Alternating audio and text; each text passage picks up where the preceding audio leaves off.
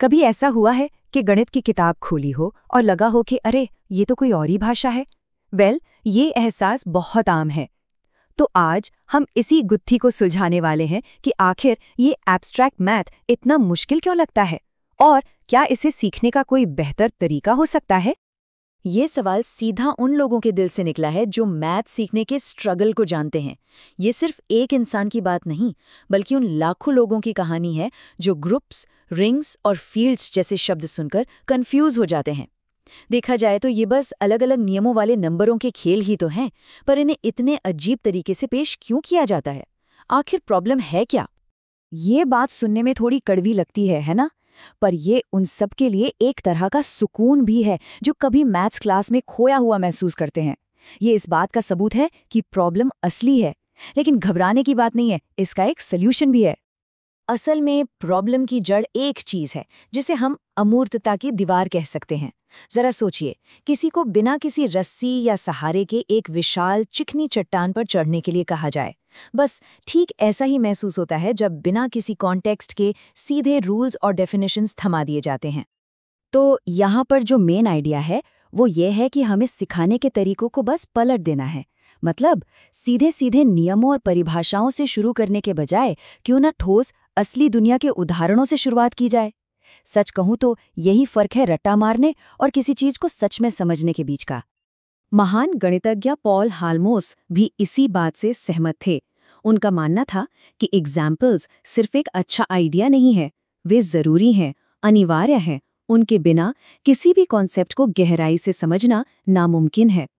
और यही बात व्लादिमीर आर्नोल्ड ने भी कही। उन्होंने तर्क दिया कि किसी की समझ केवल उतने ही उदाहरणों तक सीमित है जितने उसे आते हैं। जितने ज्यादा उदाहरण, उतनी ही गहरी समझ। सिंपल। तो ये पहले उदाहरण वाला तरीका असल में दिखता कैसा है? चलिए एक ऐसी टेक्स्ट बुक पर नजर डालते हैं जो इस काम को बेहतरीन तरीके से करती है। भारत की एनसीईआरटी की किताब एक परफेक्ट एग्जाम्पल है। ये किताब मुश्किल मैथमेटिकल आइडियाज को लेकर उन्हें मजेदार कहानियों और पहेलियों में लपेट देती है, जिससे गणित डरावना कम और मजेदार ज्यादा लगता है।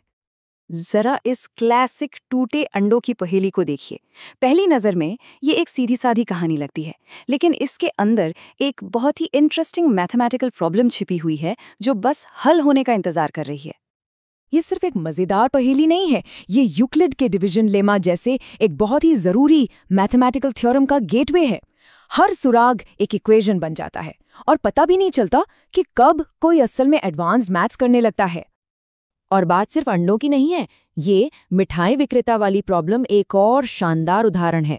ये हाईएस्ट कॉमन फैक्टर यानी एचसीएफ जैसे कॉन्सेप्ट को सिखाने के लिए एक टेस्टी रियल वर्ल्ड प्रॉब्लम का इस्तेमाल करती है। कौन कहता है कि गणित स्वादिष्ट नहीं हो सकता? तो हमने देखा कि पहेलियां कितनी पावरफुल हो सकती हैं, लेकिन इतिहास और कहानियों का क्या?